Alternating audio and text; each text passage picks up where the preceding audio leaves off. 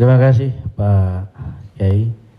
Silakan ada yang mau bertanya, kita minta 2 orang dulu dari teman-teman pelawak dulu. Ya, nampaknya muka lagi banyak masalah. Silakan. Assalamualaikum warahmatullahi wabarakatuh. Terima kasih Ustadz. Kebetulan saya pribadi juga sebagai komedian Ustadz. Dan mewakili teman-teman semua, kakak-kakak, abang-abang semua. Kita di panggung itu selalu menghibur. Namun ketika momen ada sesuatu yang harus kita keluarkan, kadang menjatuhkan orang. Mulai dari fisik, mencela dan lain-lain. Yang saya mau tanyakan, apakah dengan niat kita menghibur menjadi catatan, apakah menjadi catatan dosa untuk kita? Terima kasih Ustaz. Ada seorang ulama dipanggil Imam Abu Hatim, tapi kemudian di ujung namanya itu ditambahkan kata Al-Asam. Asam diambil dari kata summum, bukmun, umyun. Umyun buta, bukmun bisu, summun tuli, peka. Jadi Abu Hatim Al-Asam artinya Abu Hatim peka, tuli. Secara bahasa itu menjatuhkan orang. Siapa itu? Itu Abu Hatim peka, Abu Hatim tuli. Karena ada beberapa orang ada Abu Hatim, yang ini Abu Hatim peka, tuli. Tapi kenapa nama itu tetap tersemat di belakang namanya dan tidak ada ulama yang melarang menggunakan peka itu di belakang namanya? Karena dia tidak merasa dijatuhkan dengan itu. Lalu kemudian itu pula tidak menjatuhkan dia di depan orang banyak. Apa sebab kronologis dia dipanggil Al-Asam? Dia seorang ulama. Suatu ketika dia sedang duduk, datang seorang anak gadis bertanya fatwa kepada dia. Saat anak gadis itu bertanya fatwa tentang hukum halal haram suatu masalah, mungkin karena wallahu alam bisawab atau saking groginya atau saking kentut anak gadis itu di depan dia. Dia ingin menjaga marwah, harkat, martabat anak gadis ini supaya jangan sampai merasa malu, maka dia diam, pura-pura nggak dengar. Akhirnya anak gadis itu nggak jadi malu, pulang dan dia cerita ke orang lain. Aku tadi mengalami begini dan aku kentut di depan Imam Abu Hatim. Terus apa komen dia? Ternyata Abu Hatim itu peka. Dipanggil orang Imam Abu Hatim Al-Asam, peka. Sampai akhirnya setelah anak gadis itu meninggal, Imam Abu Hatim Al-Asam panjang umurnya, meninggal anak gadis itu, barulah Abu Hatim mengatakan, aku sebetulnya enggak peka, hanya ingin menjaga kehormatan dirinya. Jadi kisah Abu Hatim Al-Asam dapat kita pahami 2 makna. Satu sisi ada saatnya kita menjaga kehormatan orang sampai mati dia. Tapi ada satu sisi kalimat yang nampaknya menjatuhkan sebenarnya tidak menjatuhkan selama kita masih saling paham, saling memahami, saling mengerti. Ada kata-kata yang mungkin kita gunakan tapi menjatuhkan dia. Padahal sepertinya pujian. Tapi ada kata-kata yang sepertinya. Jadi kalau sudah saling memahami, orang pun mengerti, maka dia tidak menjadi suatu celaan. Ya ayyuhalladzina amanu, hai orang beriman, ijtanibu katsiran minadh-dhann, jauhilah prasangka buruk, inna ba'dadh-dhanni itsmun, wala tajassasu, jangan mencari-cari kesalahan orang, wala yaghtab ba'dukum ba'dha, jangan ribah membicarakan aib orang lain, la talmizu bil alqab, janganlah kamu menggunakan gelaran-gelaran yang jelek. Bukankah tuli itu gelaran yang jelek? Iya. Tapi saat itu digunakannya bukan untuk menjatuhkan dan mereka saling memahami tentang hal itu. Wallahu a'lam bishawab. Baik Ustaz, satu pertanyaan seputar dunia entertain. Ketika orang memerankan misalnya mohon maaf lahir batin, main film seks. Selama film itu diputar terus, sementara orangnya udah hijrah. Dan saat ini film itu diputar. Itu jariahnya seperti apa tuh Ustaz? Nah, ini mohon maaf lahir batin Ustaz. Hah? Nonton sama bini gue berdua.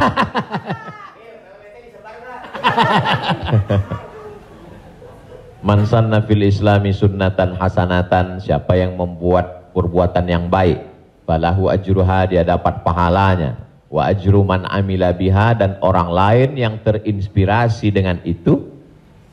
Jadi kalau Paski membuat rumah tahfiz, lalu kemudian komunitas-komunitas yang lain terinspirasi dengan itu, maka dapat pahala min ghairi an yanqusa min ujurihim syai'un.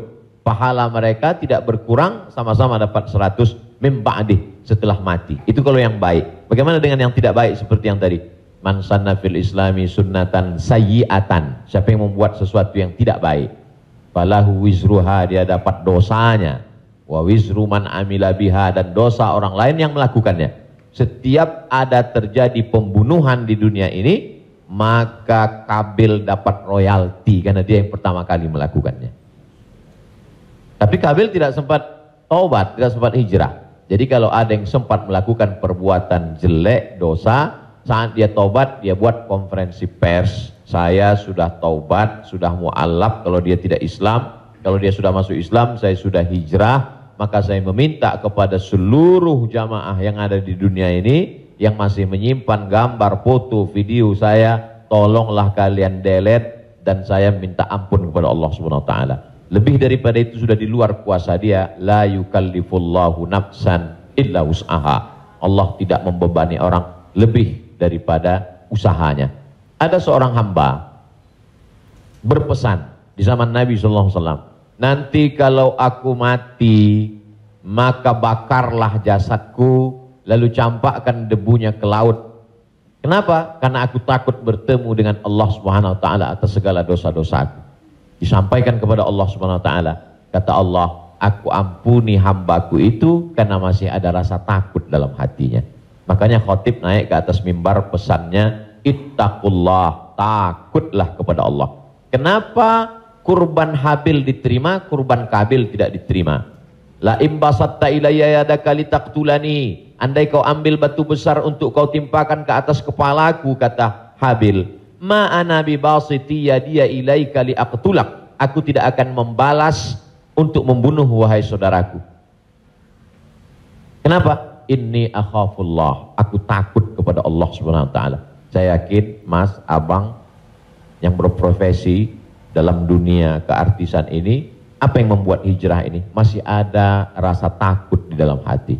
Rasa takut inilah yang kita pupuk bersama. Ada takut 5%, 5% kita jadikan sebuah komunitas, lalu kemudian kita jadikan sebuah amal nyata dalam kehidupan, disupport oleh Pak Prof dengan keluarga besar almarhumah, diberikan kesempatan untuk menuntut ilmu di Fakultas Hukum, di penyiaran Islam, maka dia menjadi gerakan yang luar biasa. Wallahu a'lam. Terima kasih Bang Tola, Tobek Lala. Ustadz, tadi Ustadz cerita bahwa Rasulullah juga bergurau, tapi gurauannya itu tidak pernah berdusta, dan itu yang tidak boleh, kata Rasulullah.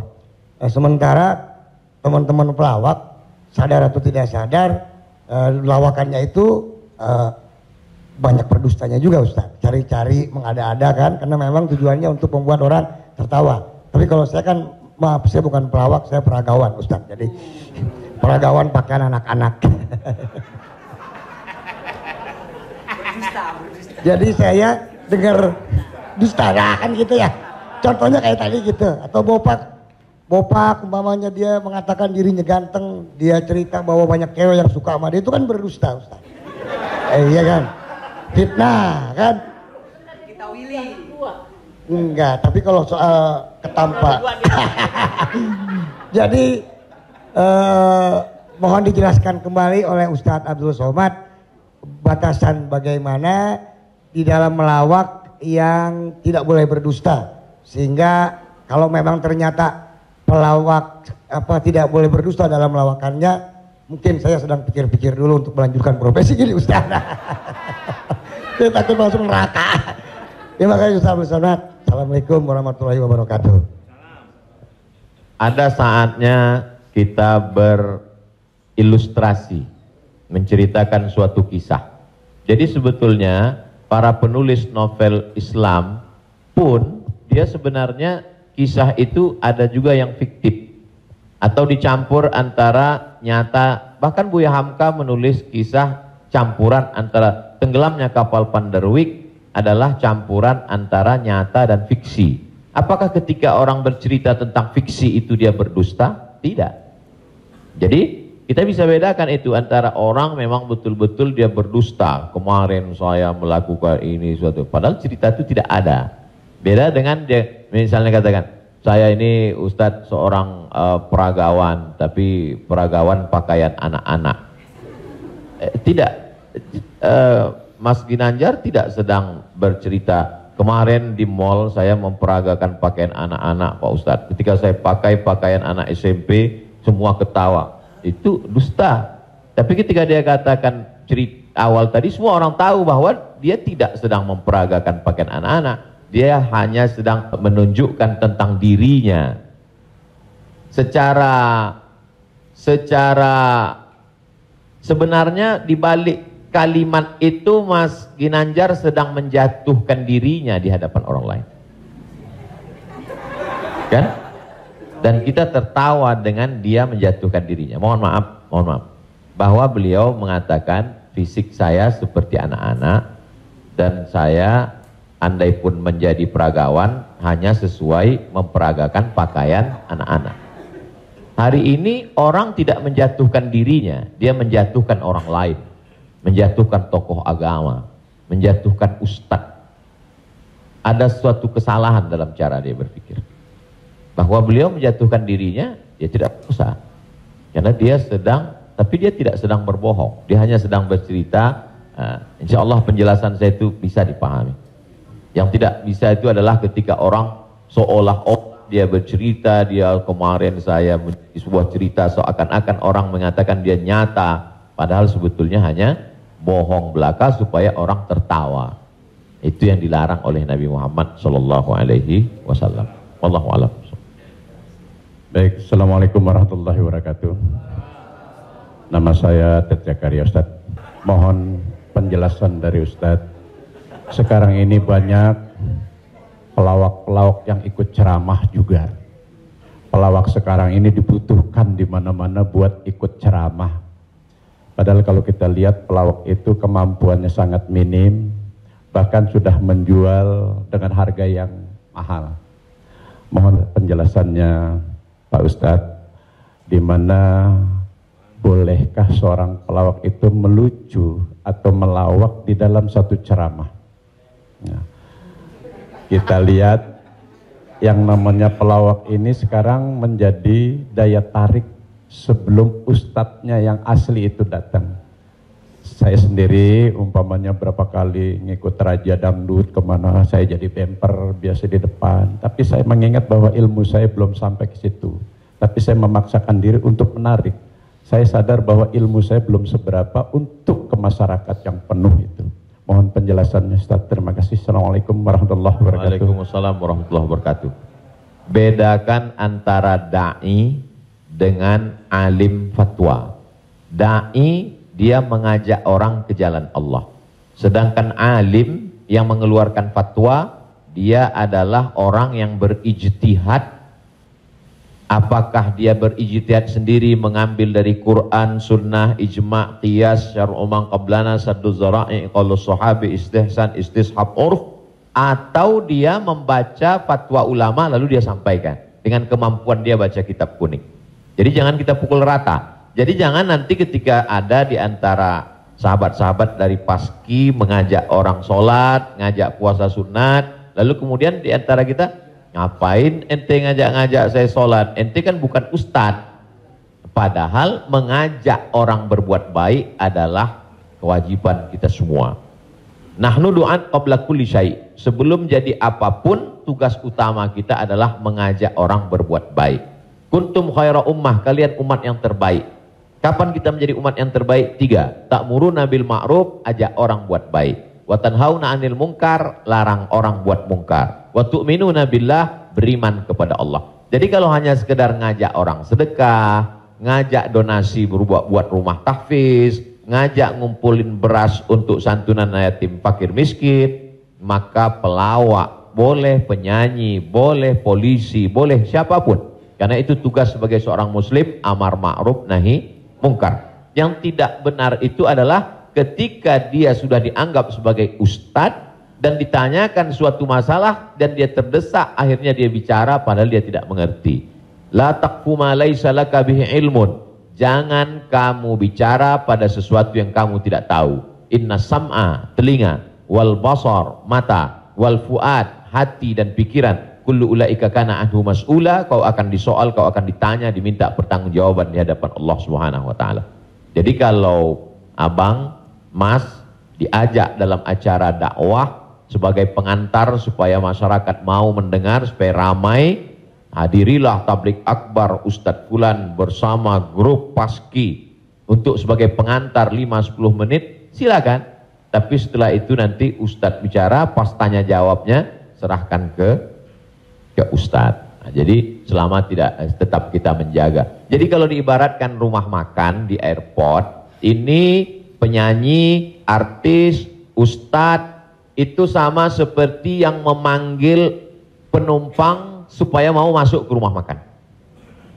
Bapak Ibu Saudara sekalian yang mau perjalanan, silakan mampir ke tempat kami, silakan mampir ke rumah makan kami. Nah, ini yang ngajak. Nanti setelah orang mampir masuk ke dalam, baru dia ketemu spesialisnya. Yang mau makan soto di sana, yang mau soto Medan di sana, yang mau soto Betawi di sana, yang mau bakso di sana. Begitu lebih kurang.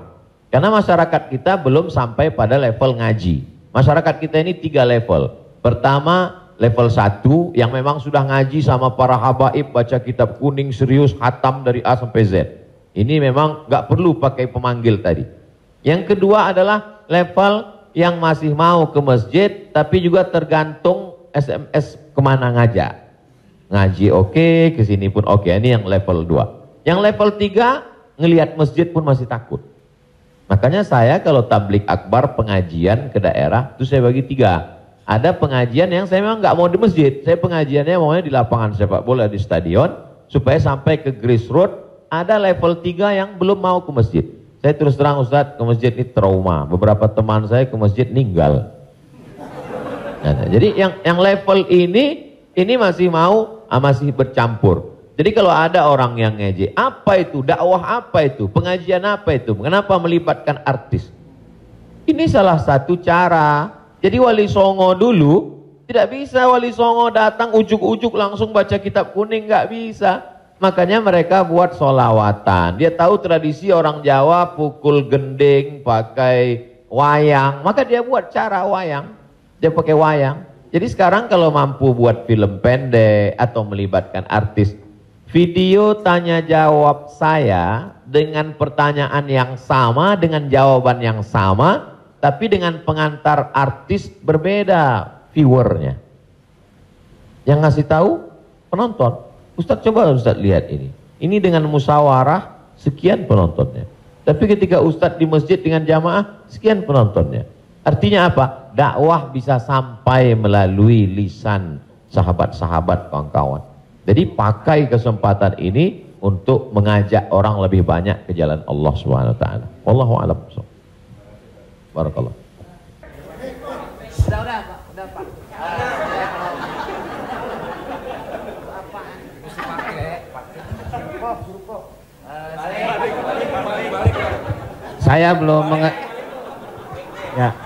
Saya belum paham yang tadi Pak Ustadz bilang apa wasaah apa wasi. Oh, lo jangan nyampur. Agama lo beda lo. Wasaah sambil bercanda apa tadi gitu. Pak Ustadz lupa ya, nanti saya jelasin lagi. Apa tadi? Wasaah kalau nggak salah. Nggak tahu, ujang adanya kali. Ya Pak Ustadz. Ya itu. Wasilah. Bukan. Wasaah apa wasiah? Tentu baik, tentu buruk. Wassalam habis dong. Ya? Sa'ah wa sa'ah. Nah, itu Pak Ustadz. Sa'ah. Jadi ketika itu ucapan hadis Nabi. Ada seorang sahabat, dia datang menemui Nabi. Kenapa ketika kami duduk bersamamu ya Rasulullah di dalam Masjid Nabawi, di majelis ilmu, kami merasa dekat dengan Allah. Kami merasa takut kepada Allah. Tapi ketika kami pulang ke rumah, ketemu dengan anak istri bersenda gurau, kok rasanya beda. Lalu apa kata Nabi? Sa'ah wa sa'ah. Hidup ini ada masanya serius, ada masanya bercanda, ada masanya begini. Lau kuntum kama kuntum la safahatkumul malaikah. Seandainya kamu seperti itu terus, seperti saat berada denganku di hadapanku di masjid, tidak berubah-berubah, turun malaikat bersalaman dengan kamu, kata Nabi SAW. Jadi sahabat itu pun mengalami seperti yang kita alami dan kekhawatiran seperti kekhawatiran kita. Ketika kita duduk dengan Habib, dengan Ustadz di masjid, dengan Kiai, dengan Tuan Guru, terasa begitu full iman. Tapi begitu pulang ke rumah, kok begitu ya? Rasa yang kita rasakan sekarang dirasakan juga sahabat Nabi dulu, dan mereka tanya, kata Nabi nggak salah. Karena hidup ini ada sa'ah wa sa'ah. Sa'ah artinya bahasa Indonesianya saat. Semua ada saatnya, semua ada masanya. Selama tidak kita katakan, kamu kok mabuk kemarin? Semua ada saatnya. Ada saatnya mabuk, ada Allah. Terima kasih Pak Ustadz. Paham ya? Enggak, ya paham dong. Tapi satu lagi pertanyaan, saya mau nanya, Pak Ustadz, ini masalah saya pribadi. Jadi saya ya ada masukan juga ketika hukum riba. Mobil itu, ya, ini umum ya kan. Jadi mobil kita jual, kemudian kita coba berusaha cash. Saya untuk menghilangi kredit. Nah, saya mau tanya, ini juga amanat dari keluarga saya, dipastikan lagi, boleh nggak, Kiai, kita kredit mobil? Padahal, padahal ini menjadi hal penting bagi saya untuk mobilisasi kemana gitu. Saya punya anak kan baru kelar UIN. Jadi ini saya lagi diceramai gitu. Papa sudah lah Pak, jual Pak. Kita nggak usah dibeli, lillahi ta'ala aja. Ya saya bilang ini lillahi ta'ala, agak-agak susah nak, dia bilang gitu. Tapi ini real, saya jual, saya mencoba untuk beli cash, nungguin cash lama. Jadi boleh nggak saya riba, Kiai? Sorry, boleh nggak kredit mobil itu? Buka Google, ada tulisan saya di situ. Nanti Bapak, Ibu, Abang, Mas share ke teman-teman. Buka Google, tulis di situ Somad Morocco, SOMADMOROCCO, Somad Morocco, SOMADMOROCCO, Somad Morocco, spasi kredit, sudah? Enter. Somad Morocco spasi kredit, tulisan yang paling atas kredit, ada tanda tanya, aska. Di situ jawaban. Saya sudah tulis tentang masalah kredit ini. Nah, bisa dibaca. Bisa bahasa Arab Ustaz. Ada terjemah Mas Komeng, terjemah di bawah. Terjemah di bawahnya. Terjemah di bawah. Majma' Al-Fiqih Islami membolehkan jual beli dengan tempo. Membolehkan jual beli dengan tempo, jangka waktu, garis miring kredit, pada konferensi ke-6 yang dilaksanakan di Jeddah pada tahun 1990 dalam keputusan tersebut.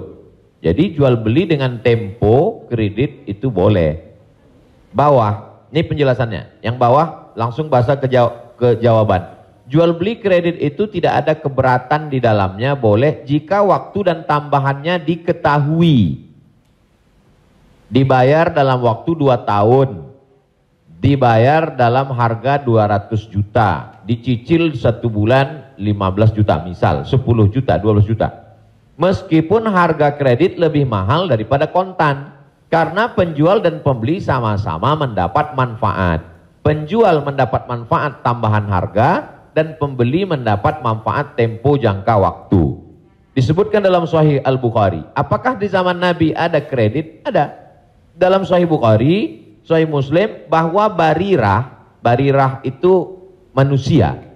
Waktu itu masih boleh jual manusia, hamba sahaya. Bahwa barirah dijual oleh tuannya dengan cara kredit selama 9 tahun. 1 tahunnya dibayar 40 dirham. Ini menunjukkan bolehnya jual beli kredit. Kesimpulannya, uang dengan barang boleh, tapi uang dengan uang riba. Prof, saya pinjam uang 200 juta. nanti saya bayar 220, haram, riba. Tapi ketika saya beli mobil prop, saya cicil tiap bulan, maka lunas dalam waktu 1 tahun, itu tidak riba, karena akadnya uang dengan barang. Yang jadi masalah ketika kita pergi ke dealer untuk beli mobil, kita katakan kita tidak punya uang cash, dia tidak mau langsung transaksi dengan dia, tapi dia akan libatkan pihak ketiga, penyedia keuangan. Pada akhirnya transaksi kita adalah uang dengan uang, uang dengan uang, bukan uang dengan barang. Lalu apa solusinya? Pergi ke bank syariah. Kenapa di bank syariah uang dengan barang? Assalamualaikum, waalaikumsalam. Bank syariah, saya mau beli mobil. Terus mau pinjam uang. Kata bank syariah, kami tidak melayani peminjaman uang dengan uang, karena uang dengan uang berbunga haram. Bapak sebetulnya mau beli apa? Mau beli mobil. Kata orang bank syariah, mobilnya kami beli. Bank syariah membeli mobil. Setelah itu bank syariah menjual mobil itu ke kita, maka akadnya kredit sama seperti barirah dibeli pada zaman Nabi, kredit 9 tahun. Jadi akadnya adalah uang dengan barang. Begitu. Allahu a'lam. Mohon maaf Ustaz, tadi di garis bawahin lagi. Jadi artinya leasingnya yang nggak boleh ya Ustaz. Misalnya kita beli kepada dealer mobil, kita bercicil kepada yang punya dealernya boleh. Tapi kalau kita minta dari kayak sekarang banyak perusahaan-perusahaan leasing itu yang tidak boleh. Maksudnya itu Ustaz. Ketika saya mau beli mobil, saya tidak punya uang cash, maka kata si dealer, kami akan arahkan Bapak ke penyedia keuangan. Maka sebenarnya saat itu saya membeli mobil itu cash sebenarnya. Karena dealer tidak mau dia barang ini tidak cash. Jadi kemudian yang saya cicil setiap bulan itu adalah bukan mobilnya tapi uangnya. Maka saya terjebak pada rentenir, riba, bahasa kerennya leasing segala macam. Inilah yang menyebabkan haramnya, karena transaksinya adalah uang dengan uang. Lalu solusinya mana Ustadz? Bank syariah. Karena di bank syariah itu disitulah letak. Jadi orang yang tidak mengerti dia katakan sama aja bank syariah dengan konvensional, bedanya pegawainya pakai jilbab, masuknya assalamualaikum. Enggak. Perbedaan dalam jual beli dalam Islam itu adalah pada akadnya. Maka bank syariah membeli mobil itu milik bank syariah, maka saya membeli mobil itu secara cicil, akadnya adalah uang dengan barang. Wallahu a'lam. Satu lagi Ustaz, kalau beli emas secara online itu gimana Ustaz? Sebagian ulama mengatakan membeli emas secara online tidak langsung dan dicicil riba. Mengapa mereka mengatakan riba? Karena transaksi itu uang dengan uang. Oh ini enggak uang dengan uang Ustadz, ini Ustadz uang rupiah. Lalu kemudian yang jual ini kan emas. Di zaman Nabi enggak ada uang kertas. Di zaman Nabi hanya ada 2 uang. Yang pertama dinar, uang emas. Yang kedua dirham, uang perak. Maka ketika saya beli emas tidak cash, maka sesungguhnya akadnya adalah uang dengan uang rupiah dengan uang emas. Itulah orang yang mengatakan gak boleh beli emas kalau gak cash, karena transaksinya uang dengan uang. Tapi pendapat kedua mengatakan boleh beli emas kredit tidak cash. Kenapa? Karena zaman sekarang emas sebagai komoditi, emas sebagai barang, emas bukan sebagai uang. Dan fatwa Majelis Ulama, fatwa Ormas Islam kontemporer mengatakan boleh beli emas tidak cash, karena emas zaman sekarang bukan uang. Emas sekarang adalah barang. Jadi sama dengan kalau saya beli mobil boleh kredit, maka beli gelang juga boleh, karena bukan uang dengan uang. Di situ letak sebab boleh tidak bolehnya. Wallahu a'lam. Yang sudah banyak-banyak taubat nasuha, sholat sunat, istighfar. Kalau sedang dalam proses, bisa dibom, ada aset yang bisa dijual untuk ngebom supaya selesai, jual lah. Tapi kalau ini aset pokok, tidak boleh jual rumah, karena rumah pokok, sama seperti makan. Ini kalau saya jual aset ini, saya bom, meledak semua Ustadz. Ini Hiroshima, Nagasaki hancur semua. Maka nggak boleh. Azam, tekad dalam hati, saya mencari nafkah, saya lunasi sampai habis, nanti setelah ini saya tobat, berhenti.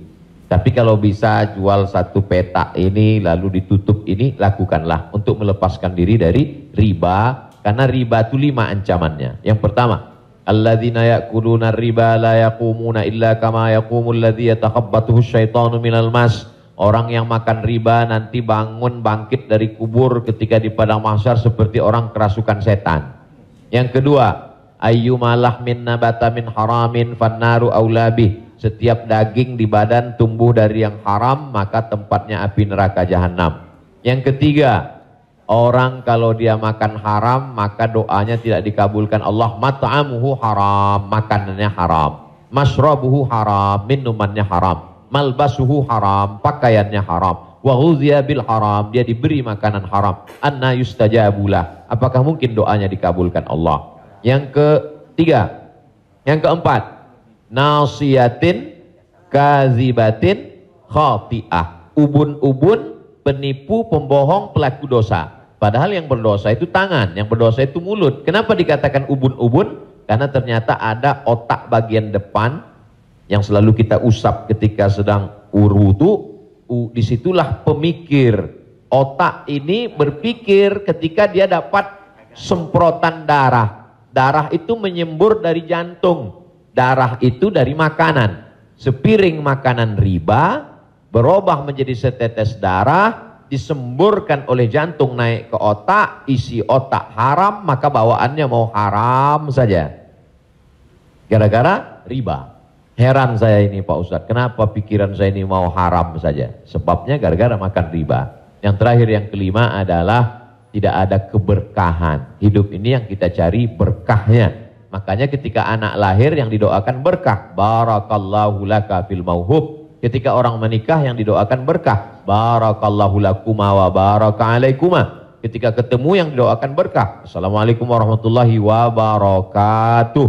Ketika makan yang diminta berkah. Allahumma barik lana. Wallahu a'lam. Transaksi uang dengan uang boleh dengan syarat yadan biadin, langsung cash. Maka ketika sampai di Makkah, saya keluarkan uang rupiah, saya katakan saya mau beli rial, langsung cash, boleh. Begitu juga membeli dolar. Saya sampai ke Maroko, saya beli dirham. Maka pemerintah Saudi Arabia tidak akan bisa mengizinkan buka money changer, uang, pertukaran uang ini kalau tidak ada fatwa dari ulama. Mereka amat sangat ketat. Jadi boleh tukar ini selama dia langsung dan cash di tempat itu, langsung jadi. Wallahu a'lam. Ustaz, saya Assalamualaikum. Ustaz, saya mau nanya Ustaz, berkaitan dengan kredit tadi, ada juga selain kredit namanya gadai Ustaz. Gadai, tahu gadai Ustaz ya? Kalau nggak tahu saya jelasin. Biasanya zaman sekarang gini Ustaz, orang punya kendaraan, kemudian karena nggak punya uang digadaikan mobilnya misalnya Ustaz, sama orang itu. Itu termasuk itu riba atau gimana? Kalau gadai seperti itu. Imam yang paling tua di antara imam yang 4 itu namanya Imam Hanafi. Meninggal tahun 150 Hijrah. Suatu ketika dia berdiri di depan rumah orang. Ada panas terik, dia berdiri di depan rumah orang.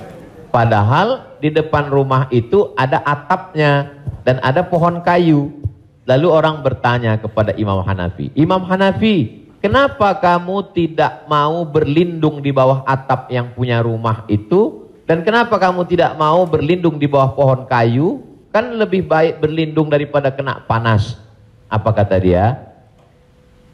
Saya meminjamkan uang pada orang ini dengan sistem gadai, maka saya tidak mau mengambil keuntungan dari dia. Ayyuma lahmin kullu qardin jarra naf'an fahuwa riba. Setiap gadai pinjaman kalau kita ambil manfaat maka itu berarti riba. Tidak mau bernaung di bawah atap rumahnya karena itu dianggap sebagai manfaat. Jadi manfaat tidak hanya sebagai uang tapi juga manfaat sampai sekecil itu dia menjaga dirinya. Jadi gadai dalam Islam hukumnya boleh, tapi jangan ambil manfaat dari gadai. Yang terjadi sekarang adalah orang mengambil manfaat dari gadai. Saya punya uang, lalu kemudian ada orang mau pinjam uang, saya tidak percaya dengan dia. Ustadz pinjam uang 100 juta, saya nggak percaya. Kalau Ustadz nggak percaya, ini sawah saya 1 hektar. Ketika dia kasih sawahnya ke saya, maka sawah itu cukup sebagai jaminan. Tapi yang dilakukan orang sekarang adalah sawah itu dia tanam padi, dia ambil hasilnya. Hasilnya itu riba. Maka sekarang orang kaya makin kaya, yang miskin makin miskin. Bagaimana dia mau bisa menebus uangnya, orang sawah dia dipakai terus dan uangnya diambil. Maka yang punya uang makin kaya, yang minjam makin miskin. Padahal dalam Islam mestinya cukup suratnya saja dipegang. Kamu kalau mau garap sawah ini garaplah, nanti bayar hutangmu. Itu akhlak dalam Islam. Akhlak itu yang dihilangkan oleh riba. Riba ini sangat kejam. Allahu a'lam. Pak Ustadz, assalamualaikum. Assalamualaikum warahmatullahi wabarakatuh, Pak Ustadz. Saya ini pernah Islam, balik ke Kristen, balik lagi ke Islam lagi. Itu gimana itu? Ceritanya Pak Ustadz. Innalladzina amanu, beriman, summa kafaru, murtad, summa amanu, kemudian beriman, summa kafaru, murtad, summa zdadu kufran, maka barulah tidak diterima. Jadi kalau Islam setelah itu dia murtad, balik lagi ke Islam, maka dia diterima. Amanu, summa kafaru, summa amanu, summa kafaru, summa zdadu kufran. Nah, ini baru tidak diterima. Nah, sebab itu mudah-mudahan Bang Tigor istiqomah dalam iman dan Islam. Tapi saya sudah tetap sekarang. Amin. Ya Allah. Saya udah umroh Ustaz. Jadi Ya Allah. Jadi balik Bang, ke jalan yang benar. Insya Allah. Jadi Bang Topik, kajian paski mungkin kerjasama dengan musyawarah supaya terus, atau kalau tidak ingin satu majelis, ustadznya nanti setelah di sana pagi misalnya, sore di paski. Kemudian ngaji ini, kalau sekedar ngaji kita nggak ada tantangan, mesti ada sosialnya. Misalnya ngumpulin beras. Jadi saya sendiri tidak hanya sekedar ngaji, saya khususkan hari Jumat kedua setiap bulan, saya di Pekanbaru, hari Jumat khutbah Jumat, habis itu bagi beras ke masyarakat pelosok yang sulit. Lalu siapa yang menjadi relawannya? Yaitu relawan-relawan biker subuhan, mantan petato, kemudian hijrah, pemuda hijrah. Karena kalau cuma ngaji, orang tidak ada tantangannya. Jadi saya ingin ke depan paski ngaji, kemudian ada gerakan dakwah, kemudian ada gerakan sosial, buat rumah tahfiz, lalu kemudian tidak hanya uang dari komunitas saja, buat yayasan, kami membuka rumah tahfiz gratis untuk yatim dan segala macam, kirim ke nomor rekening berikut ini, pasang pancingnya, Allah Ta'ala memberikan. Belajar kita dari yang dilakukan oleh almarhumah, 250 yatim 40 tahun, Prof. 43 tahun bisa tidak putus. Inspirasi. Jadi kalau mau, maka kita bisa ikuti jejak, sehingga kita, jadi kelanjutan itu, maka Bang Tigor dan abang yang lain, dia akan terpacu terus untuk datang setiap kajian pekanan, lalu kemudian memperbaiki tahsin bacaan Qur'annya, lalu kemudian meluruskan kajiannya, kemudian ada konsultasi dengan ustadz, tanya jawab dan lain sebagainya. Wallahu a'lam.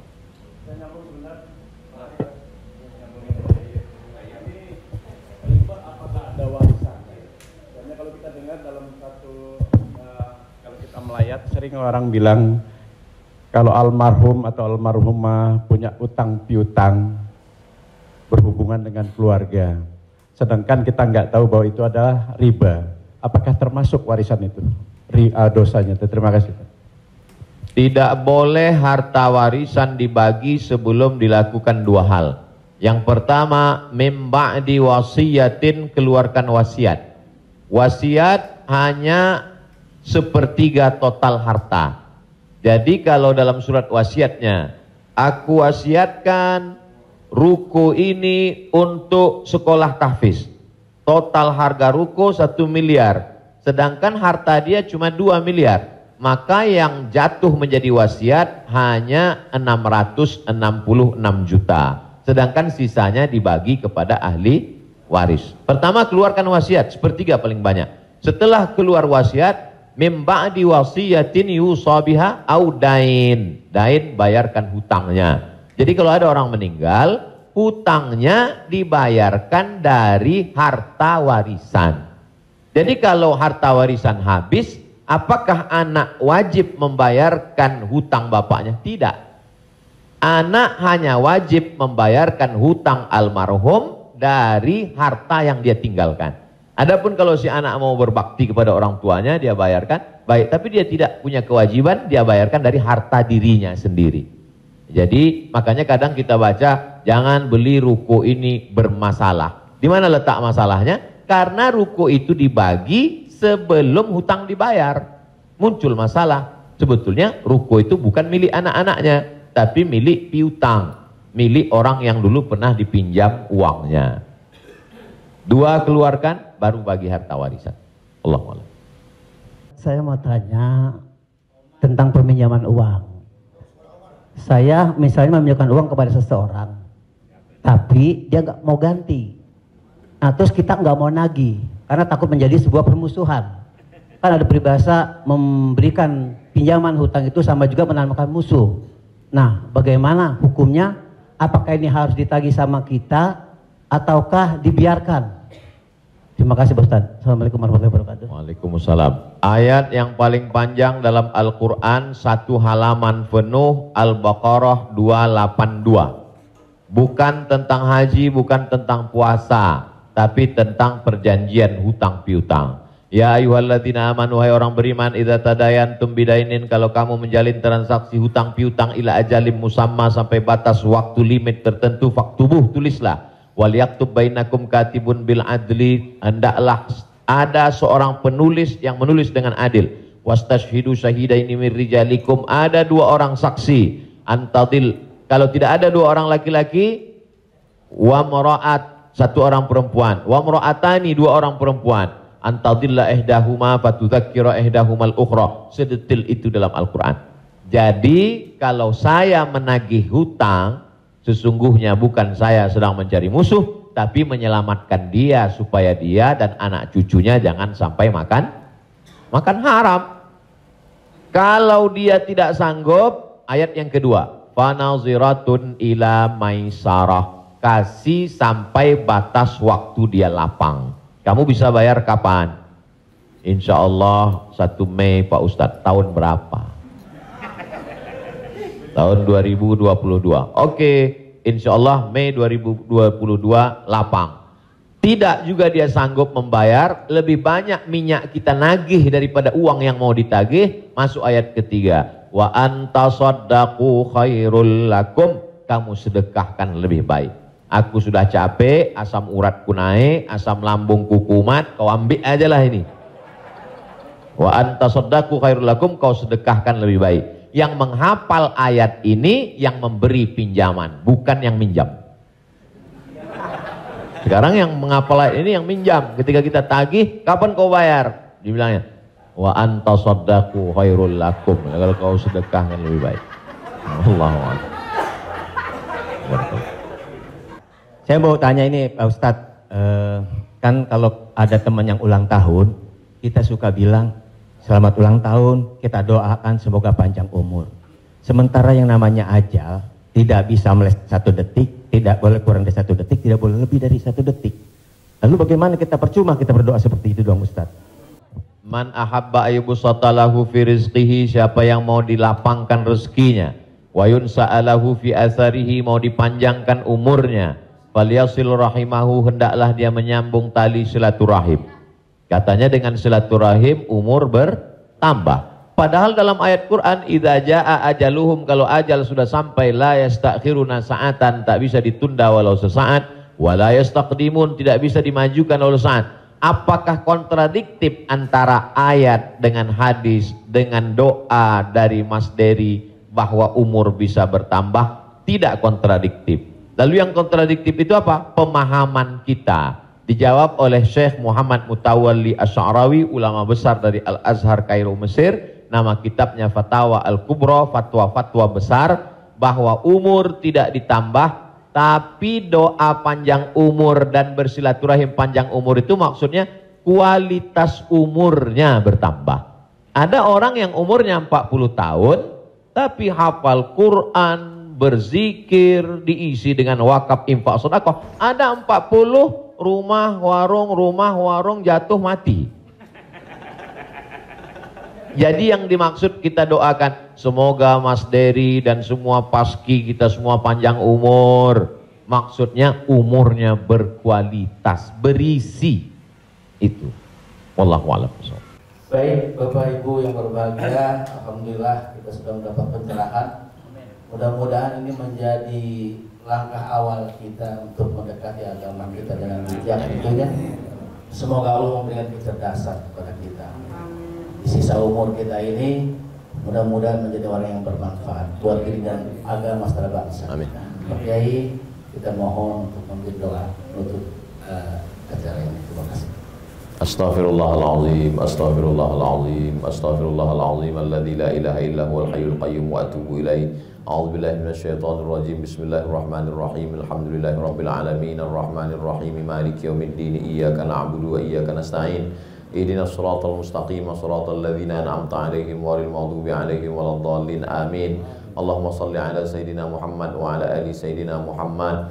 Allahumma 'allimna ma yanfa'una, ajarkan pada kami ilmu yang bermanfaat ya Allah. Wanfa'na bima 'allamtana, yang sudah kami pelajari malam ini jadikan dia menjadi amal saleh ya Allah. Allahumma faqihna fid din, dalamkan ilmu agama kami. Wa 'allimna ta'wil, ajarkan kami pemahaman Al-Qur'an yang benar. Ya muqallibal qulub, engkau yang membolak-balikkan hati, sabbit qulubana, kokohkan hati kami ala dinik, dalam agamamu, ala ta'atik, dalam ketaatan kepadamu. Allahumma a'inna, tolong kami, ala zikrika, supaya hati kami senantiasa berzikir mengingatmu, wa syukrika, selalu bersyukur kepadamu, wa husni ibadatik, selalu beribadah dengan ibadah yang terbaik.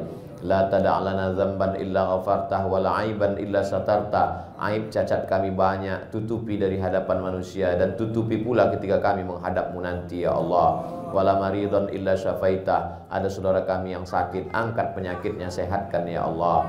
Wala mayitan illa rahimta, yang sudah meninggal dunia mendahului kami, lapangkan kuburnya ya Allah. Wala hajatan min hawaijid dunya wal akhirati laka ridha wa lana fiha salah, segala hajat dunia hajat akhirat baik bagi kami dan engkau ridha, illa qadaitaha wa yassartaha, mudahkanlah ya Allah. Rabbana hablana minas salihin, jadikan anak kami anak-anak yang soleh dan solehah, min huffazil Quran wal hafizat, bukakan pintu hati mereka untuk menjadi penghafal Al-Quran. Minal mujahidina fi sabilika bi amwalihim wa anfusihim, mereka akan menolong agamamu dengan harta, nyawa dan kekuasaan yang kau titipkan di tangan mereka. Allahumma khtim lana bi husnil khatimah, tutup umur kami dengan husnul khatimah. Allahumma ja'al akhira kalamina inda intihai ajalina, ketika ajal kami sampai, saat malaikat maut mencabut nyawa kami ingin kalimat terakhir yang keluar dari mulut kami, la ilaha illallah Muhammadur Rasulullah sallallahu alaihi wasallam. Allahumma ja'alna minal mutahabbina bijalalik,